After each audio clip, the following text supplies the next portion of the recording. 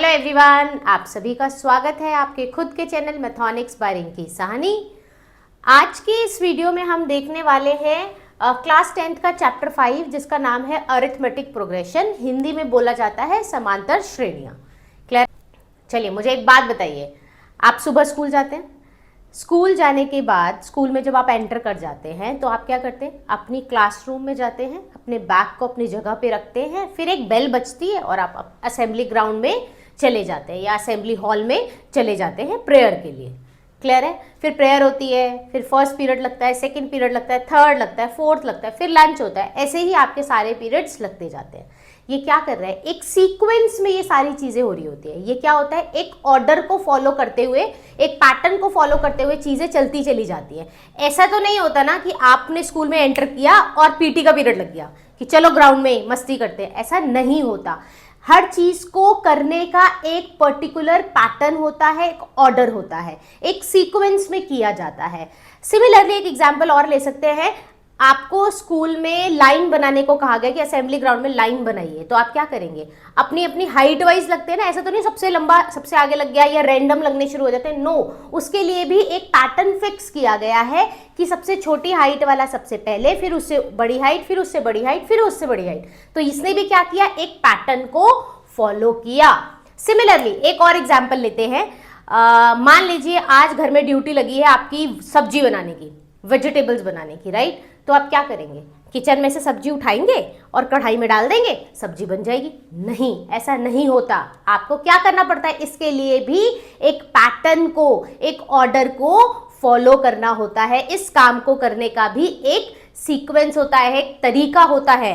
Similarly जब numbers के साथ हम काम करते हैं और नंबर्स को, बहुत ध्यान से सुनिएगा, जब हम नंबर्स को उठाते हैं और उनको अरेंज करते हैं या उनका अरेंजमेंट करते हैं किसी ऑर्डर को फॉलो करते हुए या किसी पैटर्न को फॉलो करते हुए, तो वो क्या कहलाती है? सीक्वेंस कहलाती है। क्या कहलाती है? वो सीक्वेंस कहलाती है। क्लियर हो रहा है? अब एग्जाम्पल देखते हैं। एग्जाम्पल से चीज और क्लियर हो जाएगी। जैसे ये देखिए, यहां लिखा मैंने 1 2 3 4 5, या मैंने लिखा 1 2 3 4 5। क्या आप आगे बता सकते हैं ये सीक्वेंस को फॉलो कर रहा है, ये किस पैटर्न को फॉलो कर रहा है? यस, मैं बता सकती हूँ। आगे आंसर आएगा 6 और नेक्स्ट कितना आ जाएगा? 7, सो ऑन। तो इसने एक पैटर्न को फॉलो किया, एक सीक्वेंस को फॉलो किया। नेक्स्ट पे देखो, ऑब्जर्व करो, 1 1 2 2 3 3। आगे मैं ऑब्जर्व करके क्या बता सकती हूँ? क्या पैटर्न फॉलो कर रहा है कि 1 1 आ गया, फिर 2 2 आ गया, फिर 3 3 आ गया। अब क्या आने वाला है? 4 4। सेम यहां जाए, 5 10 15 20 25। तो नेक्स्ट क्या आने वाला है? 30। ये जो ऐसे नंबर्स को फॉलो करते हुए, एक पैटर्न बनाते हुए जो चलते चले जा रहे हैं, इनको हम क्या बोलते हैं? सीक्वेंस बोलते हैं। जैसे यहाँ देखो 1 0 1 0 1 0, तो अगला भी क्या होने वाला है? 1 0। अगला मैं फिर बता सकती हूँ 1 0। अगला बताओ 2 4 6 8 10, तो आगे क्या आने वाला है? 12 और 14, सो ऑन। जब भी नंबर्स, अब ये सब नहीं, देखो सब ने कोई ना कोई एक फिक्स पैटर्न फॉलो किया। ऐसा नहीं है कि 2 के बाद 4 आ गया तो यहाँ 9 लिख दिया। नहीं, 2 के बाद 4, 2 नंबर ऐड हुए, 4 के बाद 6, 6 के बाद 8, 8 के बाद 10, 10 के बाद 12, 12 के बाद 14, 14 के बाद अब 16, 16 के बाद क्या आ जाएगा? 18। तो इसने क्या किया? एक फिक्स्ड पैटर्न को या ऑर्डर को फॉलो किया। तो क्या मैं इसको सीक्वेंस बोल सकती हूँ? बिल्कुल। ये सभी क्या कहलाएंगी? सीक्वेंसेस कहलाएंगी। आई होप इतनी बात क्लियर हुई है, तो मुझे बताइए। और हिंदी में क्या बोलते हैं? श्रेणियां। ये सारी क्या बन जाएंगी? श्रेणियां। ये सारी सीक्वेंसेस है तो ये सारी श्रेणियां बन जाएगी। अकेली को क्या बोलेंगे? श्रेणी। क्लियर है? यहां तक अगर टॉपिक क्लियर है तो आगे चलते हैं। अब देखो, ये सारी श्रेणियां हैं, ये सभी सीक्वेंसेस है, लेकिन ना मुझे सबके साथ काम नहीं करना। मुझे एक पर्टिकुलर सीक्वेंस के साथ काम करना है और उसका नाम मुझे देना है एपी, यानी अरिथमेटिक प्रोग्रेशन, समांतर श्रेणी। अच्छा, अब इनमें से वो कौन सी है? अब बहुत ध्यान से आपको देखना है, यही सबसे इंपॉर्टेंट पॉइंट है यहाँ पे सीखने वाला। ध्यान से देखना, जब मैं यहां से यहां जा रही हूं तो मैं +1 कर रही हूं, यहां से यहां +1, सब में मेरा क्या हो रहा है? +1। ये आप ऑब्जर्व कर पा रहे हैं बड़े आराम से कि हमने जो ये देखा इसमें क्या हो रहा है? +1। क्लियर है? यहां पे अब इसमें देखो क्या ऐड हो रहा है? 5, इसमें 5 5, यहां पर भी 5 और यहां पर भी 5, बिल्कुल ठीक है। और यहां देखते चलो, अब यहां देखो, यहां से यहां 0, यहां से यहां +1, यहां से यहां 0, यहां से यहां +1, ये फिर 0, ये +1, ये 0। ओके ठीक है। अब यहां देखो, यहां से यहां आने में -1 हो गया, यहां से यहां आ गए +1, -1, +1, -1, +1, -1, +1, -1, ऐसे चलता चला जा रहा है। अब यहां देखो, प्लस का 2, यहां पे भी प्लस का 2, प्लस का 2, प्लस का 2, प्लस का 2, प्लस का 2। अब मैं अगर ऑब्जर्व करूं तो मैम ने ये सिखाया कि भाई ये सभी सीक्वेंसेस हैं, लेकिन मुझे इसमें से अपने काम की ढूंढनी है। अब मेरे काम वाली कौन सी है वो ध्यान से देखो, मुझे वो वाली चाहिए जिसके अंदर जो चेंज हो रहा है ना वो सेम हो, एक जैसा चेंज होना चाहिए। जो चेंज आ रहा है, जो चेंज आ रहा है, या इंक्रीज हो रही है सीक्वेंस या डिक्रीज हो रही है सीक्वेंस, कोई भी जो चेंज आ रहा है या वो जो पैटर्न यूज कर रहे हैं वो कैसा होना चाहिए, एक जैसा होना चाहिए, एक जैसा, सेम होना चाहिए। हिंदी में वर्ड क्या यूज करते हैं, समांतर होना चाहिए, राइट। समांतर होना चाहिए। अब ढूंढो इसमें से किस में समांतर आ रहा है, क्या इसमें आ रहा है, देखो +1 +1 +1 +1 +1 +1। क्या मैं इसको एपी बोल दूं, क्या मैं इसको समांतर श्रेणी बोल दूं? यस, मैं इसको समांतर श्रेणी बोल सकती हूँ। मैं सेकंड पे गई, मैंने देखा अरे यहाँ तो 2 चेंजेस हो रहे हैं, सेम तो नहीं है, तो क्या मैं इसको एपी बोलूंगी, क्या मैं इसको समांतर श्रेणी बोलूंगी? नो, मैं इसको नहीं बोल सकती। नेक्स्ट पे चलो, सब में देखो कॉमन चेंज है, क्या है, 5 5 5 5, सब में क्या हो रहा है, +5 हो रहा है, सेम कॉमन चेंज हो रहा है। कैसा चेंज हो रहा है, कॉमन चेंज हो रहा है। तो क्या मैं इसको अगेन एपी बोल सकती हूँ? यस, मैं इसको एपी बोल सकती हूँ। क्या ये एपी होगा, क्या ये एपी होगा? इन दोनों में से कौन सा एपी है और कौन सा एपी नहीं है, वीडियो को पॉज करके आपने कमेंट में देना है। क्लियर है? चलिए, आई होप इतना तो समझ आ गया होगा कि बहुत सारी सीक्वेंसेस होती है, और सीक्वेंसेस क्या होती है, जो एक पर्टिकुलर ऑर्डर को फॉलो करते हुए जब हम नंबर्स का अरेंजमेंट करते हैं तो वो सीक्वेंस कहलाती है। क्लियर है? बहुत सारी सीक्वेंसेस हो सकती है, लेकिन मुझे सिर्फ एक के साथ काम करना है जिसका नाम हमने दिया है एपी, और वो क्या पैटर्न फॉलो करेगी, वो कॉमन पैटर्न फॉलो करेगी। अगर इंक्रीमेंट में 2 का दे रही हूं तो सब में 2 का ही इंक्रीमेंट होना चाहिए। अगर मैं सब में डिक्रीज -1 कर रही हूं तो सब में -1 का ही चेंज आना चाहिए। क्लियर है इतनी बात? अभी और देखते हैं। अब एक क्वेश्चन देखो, अब हम क्वेश्चन पे चलते हैं, देखो ध्यान से। 2 4 6 8 सो ऑन। सबसे पहला मेरा क्वेश्चन ये होना चाहिए, जब भी ऐसे कोई सीक्वेंस दे दी जाए, कि जी चेक करिए कि ये एपी है या नहीं। अगर ये एपी है तो मैं आगे काम करूंगी, अदरवाइज मैं काम नहीं कर सकती। ठीक है जी, ओके। चेक करते हैं कि क्या ये एपी है। मैं यहां से यहां पर आ रही हूं तो +2 हो रहा है, यहां से यहां आ रही हूं तो +2 हो रहा है, यहां से यहां आ रही हूं तो +2 हो रहा है। क्या जो चेंज हो रहा है, जो ये चेंज हो रहा है, या इंक्रीज कर रहा है या डिक्रीज कर रहा है, क्या ये सेम है, क्या ये सेम है, क्या ये एक जैसा है? क्वेश्चन सिर्फ ये होना चाहिए, एक जैसा है। आंसर आया यस, हाँ, तो ये क्या कहलाएगी, एपी कहलाएगी। यस, ये एपी तो है, ये तो मैं समझ गई। अब बहुत ध्यान से देखना, अब ये जो पहली पोजीशन पे बैठा हुआ है ना, ये इसको बोलेंगे फर्स्ट पोजीशन। क्या बोलूंगी इसे मैं, फर्स्ट पोजीशन, क्योंकि पहली पोजीशन पे बैठा हुआ है। ओके, अगर ये सेकंड पोजीशन पे बैठा हुआ है तो इसको क्या बोलेंगे, सेकंड पोजीशन। अगर ये थर्ड पे बैठा हुआ है तो इसको क्या बोलेंगे, थर्ड पोजीशन। और ये अगर फोर्थ पे बैठा हुआ है तो इसको क्या बोलेंगे, फोर्थ पोजीशन। इसी तरीके से सिमिलरली आगे फिफ्थ पोजीशन होगी, सिक्स्थ होगी, सेवेंथ होगी, एट्थ होगी, नाइन्थ होगी, टेंथ होगी, और कहीं पर क्या होगी, एंथ पोजीशन। क्या होगी तुम्हारी, एंथ पोजीशन। क्या होगी, एंथ पोजीशन। यहां पे कोई एंथ पोजीशन होगी। क्लियर है यहां तक? किसी को कोई तकलीफ तो नहीं है यहां तक? ओके, अब आगे देखो। अब ना ये जो फर्स्ट पोजीशन है, इतना लंबा लिखना नहीं चाहती मैं, तो इसको मैं लिख रही हूं A1। क्लियर है? अब ये सेकंड पोजीशन को मैं लिख रही हूं A2। थर्ड को क्या लिख दे? थर्ड को क्या लिख दे? A3। फोर्थ को क्या लिखेंगे? A4। राइट? अब अगर यहाँ पे फिफ्थ पोजीशन होती तो मैं उसको क्या लिखती? अगर मान लो फिफ्थ पोजीशन होती तो मैं इसको क्या लिख देती? A5 लिख देती। आगे A6, A7, A8, A9। Right? तो nth पोजीशन क्या कहलाती? AN कहलाती या नहीं? यस और नो? यहां तक किसी को कोई तकलीफ है तो बताएं। और अगर ये टॉपिक, ये इतनी सी बात आपको समझ आई तो वीडियो को पॉज करके यस जरूर लिखिए। अगर नहीं समझ आई तो रिपीट करो। ठीक है? ओके, इतनी बात समझ आ गई कि हमने सबसे पहले सीक्वेंस जो भी दी हुई है उसको चेक करो कि वो एक समांतर श्रेणी एपी है या नहीं। एपी चेक करने के लिए आपको जो चेंज हो रहा है, जो भी वो पैटर्न फॉलो कर रहा है, वो कॉमन होना चाहिए, एक जैसा होना चाहिए। ठीक है? जो फर्स्ट पोजीशन पे बैठा है उसको first position, second position, third position, fourth position, और कोई nth पोजीशन पे होगा तो उसको नाम दे दिया हमने nth पोजीशन। क्लियर है? अब ना इतना लंबा लिखने की जरूरत नहीं, मैंने इसको A1 लिख दिया, A2 लिख दिया, A3 लिख दिया, A4, A5, A6, A7, A8, ऐसे AN हो गया। क्लियर है इतनी बात? अब पता है क्या होता है?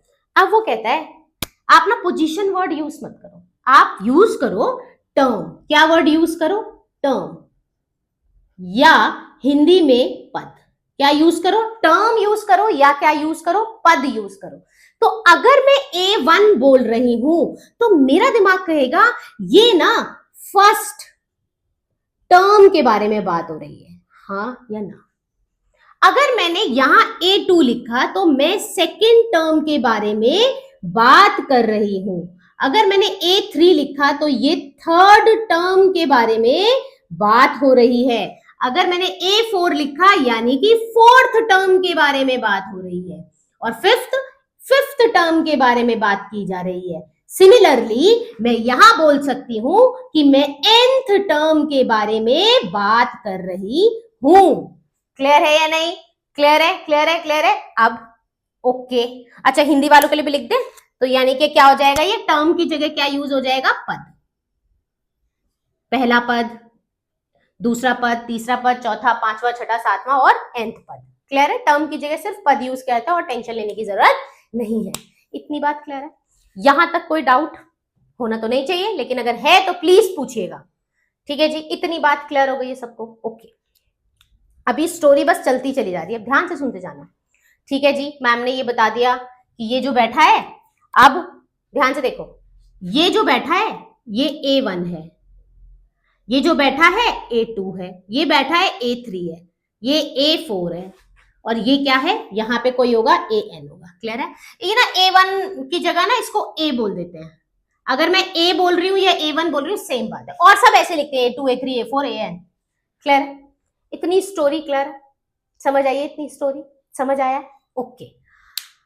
अब पता है क्वेश्चन क्या उठता है? अब क्वेश्चन ये उठता है कि ये तो पहली पोजीशन, दूसरी, तीसरी, चौथी आपने बता दी, पांचवी भी आप बता दोगे, छठी भी बता दोगे। अगर मैं आपसे बोलूं कि मुझे 99th पोजीशन पर कौन आने वाला है, 99th पोजीशन पर या 99th टर्म क्या होने वाली है, या मैं बोलूं 100000 टर्म बताओ मुझे क्या होने वाली है। अगर मैं ऐसे क्वेश्चन पूछ लूं तो निकालना बहुत मुश्किल होगा। इसके लिए इन्होंने एक फॉर्मूला बनाया। फॉर्मूला क्या है? ध्यान से देखना। AN A प्लस N-1D, ये एक फॉर्मूला बनाया। इस फॉर्मूले की मदद से आप किसी भी पोजीशन का नंबर निकाल सकते हो कि उस पोजीशन पर कौन बैठा होगा। जैसे चौथी पोजीशन पे 8 बैठा है, ऐसे ही 22वीं पोजीशन पर मैं बोलूं 22वीं पोजीशन पर कौन बैठा है बताओ मुझे, तो आप वो फाइंड कर सकते हैं by the help of this formula. Clear है? ओके। अब यहां पर तो भाई बड़ी सारी चीजें दिखाई दे रही है। AN है, A है, A तो समझ आ गया, ये रहा A तो समझ आ गया, N नहीं पता, D नहीं पता, और अभी कुछ नहीं पता मुझे। चलो ठीक है, अब देखते हैं इसमें सिर्फ चीजें देखते हैं। अब बहुत ध्यान से देखना। ओके, जब हमें बोला जाता है ये जो D है ना, D मैंने बोला बार बार वर्ड यूज करा मैंने, कॉमन डिफरेंस, मैंने बहुत बार ये वर्ड यूज करा कि जो कॉमन चेंज होना चाहिए, कॉमन चेंज होना चाहिए, वो होता है आपका कॉमन डिफरेंस। जो ये चेंज आ रहा है इसी को क्या बोलते हैं, कॉमन डिफरेंस बोलते हैं, और हिंदी में बोलते हैं इसी को सार्व अंतर। सार्व अंतर इसी को बोला जाता है। अब कैसे निकालते हैं, देखो अभी तो मैंने +2 +2 +2 कर दिया, लेकिन जब एग्जाम में क्वेश्चन आता है तो कैसे सॉल्व करते हैं वो देख लीजिए। क्या करेंगे, हमेशा सेकेंड टर्म में से माइनस किया जाएगा फर्स्ट टर्म को। सेकेंड में से हमेशा किसको माइनस किया जाएगा, फर्स्ट को। ओके, कैसे, सेकेंड टर्म यहां पे क्या दिखाई दे रही है तुम्हें, कोई भी, ये देखो क्या है 4, और फर्स्ट टर्म क्या है तुम्हारी 2, तो आंसर क्या आ जाएगा 2 आएगा, सेम वही जो आप यहाँ पे सॉल्व करके अभी हमने ऑब्जर्व करके निकाला है वही आएगा, लेकिन लिखने का तरीका ये होता है कि हमेशा सेकंड में से किसको माइनस करते हैं, फर्स्ट टर्म को। क्लियर है, आगे 2। अब ना ये इतना सारा लिखना नहीं होता है, आपको सीधा ये लिखना होता है डी। डी का मतलब ही क्या होता है, कॉमन डिफरेंस या सार्वंतर। हिंदी हो या इंग्लिश हो दोनों में डी यूज किया जाता है, तो आंसर क्या आ जाएगा 4 - 2 दैट इज। जब भी आपको डी निकालना है आपने सेकंड में से फर्स्ट टर्म को माइनस करना है। मान लीजिए आप इन दोनों के साथ काम कर रहे होते तो यहां पर ये फर्स्ट टर्म होती है और ये सेकंड टर्म, तो 8 में से 6 को माइनस करते तब भी आंसर क्या आता, 2 आता। पूरी इस सीक्वेंस में से कहीं से भी 2 पेयर उठाए, सेकंड में से फर्स्ट को माइनस करें, ऑलवेज सेकंड में से फर्स्ट को माइनस करेंगे तो आपका क्या आ जाएगा, डी आ जाएगा, दैट इज कॉमन डिफरेंस, और हिंदी में बोलते हैं सार्व अंतर।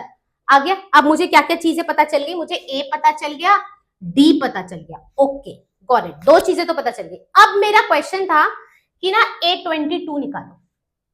अब यहां पे बहुत ध्यान से, अब एक छोटी सी चीज और है जो समझाने वाली, वो बहुत ध्यान से यहाँ पे फोकस होना चाहिए आपका। देखो जरा,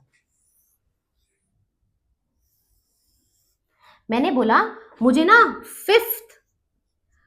फिफ्थ टर्म के बारे में बात करनी है, या फिफ्थ टर्म ना निकाल के दो, तो मेरा दिमाग कहेगा फिफ्थ टर्म मैम ने लिखना सिखाया था A5, यानी कि क्वेश्चन मार्क A5 पर है। क्लियर है।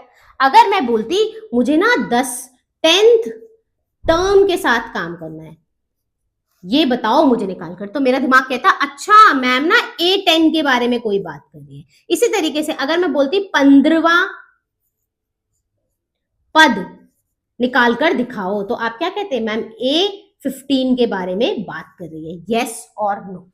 इतनी बात क्लियर हुई है या नहीं, इतनी बात क्लियर हुई है या नहीं, ओके ये समझ आ गया। अब आगे देखो, मैंने क्या लिखा था, ये A1, ये क्या लिखा था A2, ये A3, A4, A5, तो आप ये नीचे वाली ये जो है सफिक्स पे जो मैंने लिखा है, इसको देखकर आप बता पा रहे हैं ना कि मैम 5th पोजीशन के बारे में बात कर रही है। इसको देखकर आप बता पा रहे हैं ना मैं 4th पोजीशन के बारे में बात कर रही हूँ। इसको देख के आप क्या बोल पा रहे हैं, 3rd पोजीशन के बारे में बात कर रही है। सिमिलरली ये जो वैल्यूज होंगी ना 1 2 3 4 5, ये किसकी वैल्यू बन जाएगी, n की। किसकी वैल्यू बन जाएगी, n की।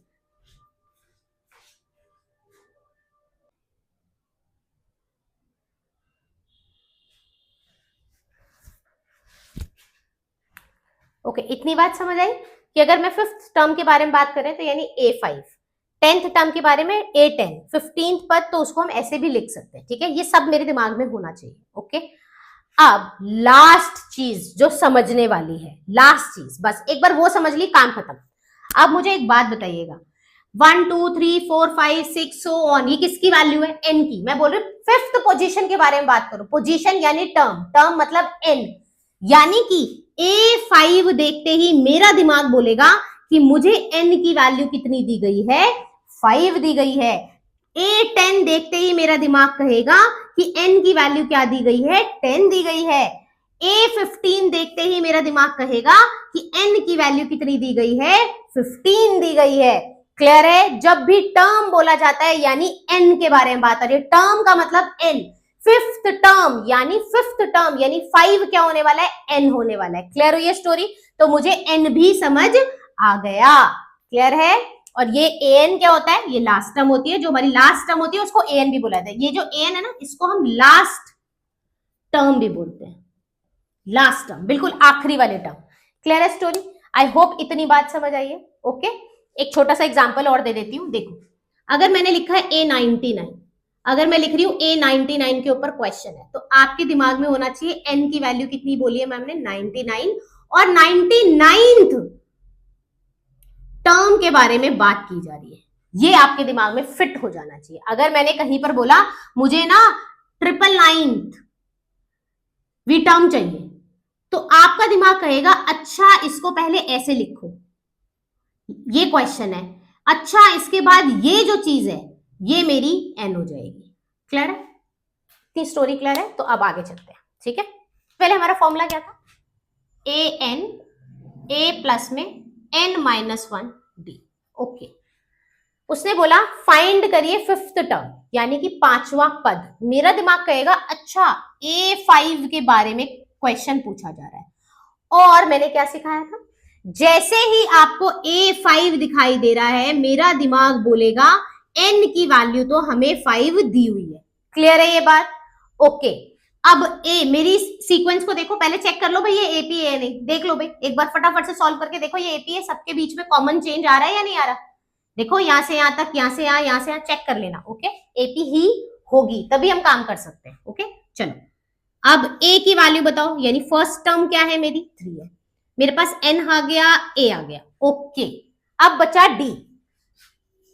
डी कैसे निकालना था, सेकंड में से फर्स्ट टर्म माइनस करनी है, सेकंड में से फर्स्ट टर्म माइनस करनी है। सेकंड क्या है 6 और ये 3, तो 3 डी की वैल्यू कितनी आ गई मेरे पास 3। डी पता है, ए पता है, एन पता है। अब क्वेश्चन पूछा जा रहा है, जो मर्जी पूछा जा रहा हो, मेरे पास 4 में से 3 इंफॉर्मेशन आ गई। नॉर्मल क्वेश्चन सॉल्व करते हैं। चलो, ए एन ए प्लस में n-1 डी। चलो जी, ए एन की वैल्यू दी है 5, छोटी सी लिख लो नीचे। ए की वैल्यू कितनी है मेरे पास 3, एन की वैल्यू तो मुझे हाँ पता है ना, बिल्कुल 5 पता है, और डी की वैल्यू कितनी है मेरे पास 3 है। रख दी मैंने सारी वैल्यू, देखते हैं ना क्वेश्चन सॉल्व करके, मेरे को जो वैल्यू पता थी मैंने रख दी, देखते हैं क्या आता है। 4 ये आ जाएगा 3, 4 3 जा 12, और ये आ जाएगा 15। A5 यानी मैं जो फिफ्थ पोजीशन पे चाह रही थी, फिफ्थ टर्म जो मैं चाह रही थी, वहां पर क्या आने वाला है 15 आने वाला है। और अगर आप बाय ऑब्जर्वेशन भी जाएंगे तो आप समझ पाएंगे यहां पर क्या आने वाला है 15 आने वाला है, और आप ऐसे फॉर्मूले से भी सॉल्व कर सकते हैं। क्लियर हुई है स्टोरी या नहीं, समझ आया है? तो इसका तो आंसर आ गया। एक और कर लेते हैं। अब उसने क्या बोला, A20 के बारे में बात कर रहा है जी, क्वेश्चन मार्क है मेरा A20 पे। ओके, इसको देखते ही मेरे दिमाग की लाइट जल गई और उसने बोला n की वैल्यू तो 20 है। ओके, A की वैल्यू उन्होंने कहा था फर्स्ट टर्म यानी 3, D यानी सेकंड में से फर्स्ट माइनस करो तो 6 माइनस 3 दैट मीन्स 3। ये पता है, ये पता है, ये पता है। चलो फॉर्मूला लगाते हैं, AN A प्लस में n-1 D, तो A20 A प्लस में n कितना है मेरे पास 20 -1, और D कितना है मेरे पास 3।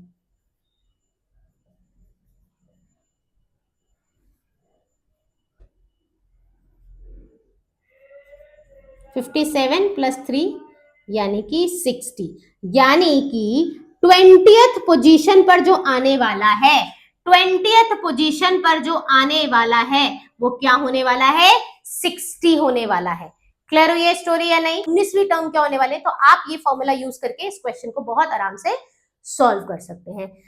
आज का टॉपिक जो था बेसिक कंसेप्ट मैंने जो बताया है बहुत ज्यादा इंपॉर्टेंट है। अभी तो ये सोचो कि हमें जंप करके टेरेस पे जाना है और हमने अभी फर्स्ट स्टेप लिया है, लेकिन फर्स्ट स्टेप बहुत स्ट्रांग होना चाहिए। तो इसीलिए इस वीडियो को बार बार रिपीट मोड पे जरूर देखें, एक एक टर्म को, एक एक वर्ड को, एक एक चीज को बहुत अच्छे से अपने आत्मा के अंदर बैठा लेना, तब जाके ये वाला चैप्टर बहुत फ्लो में जाएगा। अदरवाइज ये चैप्टर इतना आसान नहीं माना जाता। लेकिन मैं आपको कंडीशन अप्लाई के साथ बोलती हूं कि अगर आपने मेरी वीडियो, मेरे कंटेंट को जिस तरीके से जितना मैंने बताया है आप कर लेंगे, तो आपके लिए चैप्टर बहुत फ्लो में निकल जाएगा। ठीक है, अगर मेरा कंटेंट समझ आया हो तो अपने दोस्तों को जरूर शेयर करें और चैनल को सब्सक्राइब और लाइक जरूर करें। Thank you.